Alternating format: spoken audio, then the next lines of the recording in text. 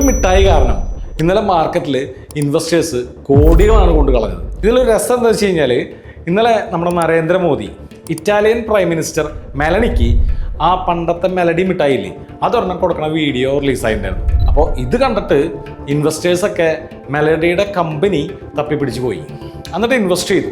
Melody ആയിട്ട് ഒരു ബന്ധമില്ലാത്ത പാർലെ ഇൻഡസ്ട്രീസ് എന്ന് പറയുന്ന കമ്പനി അടിച്ചു കയറി.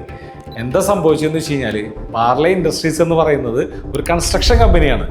ഇവർ വിചാരിച്ച പാർലെ സ്റ്റോക്ക് മാർക്കറ്റിൽ പോലും ലിസ്റ്റ് ചെയ്തിട്ടില്ല.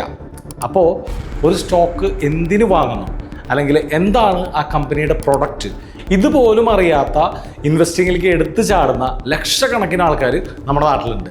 എന്നിട്ട് ഇവർ ആലോചിക്കുന്നത് എന്താണ്, എന്താ പ്രോഫിറ്റ് കിട്ടാത്തത് അല്ലേ?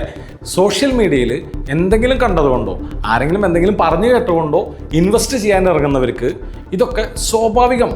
ഭാവിയിൽ ഏതൊക്കെ സെക്ടറുകളാണ് ലാഭമുണ്ടാക്കാൻ പോകുന്നത്, അതുപോലെ ഏതൊക്കെ സ്റ്റോക്സുകളാണ് വലിയ ഗ്രോത്തിലേക്ക് പോകുന്നത്, ഇതൊക്കെ പ്രെഡിക്റ്റ് ചെയ്യാൻ നിങ്ങൾക്ക് സാധിക്കണമെന്നുണ്ടെങ്കിൽ സ്റ്റോക്ക് മാർക്കറ്റിനെ കുറിച്ച് വളരെ വിശദമായിട്ട് പഠിക്കണം.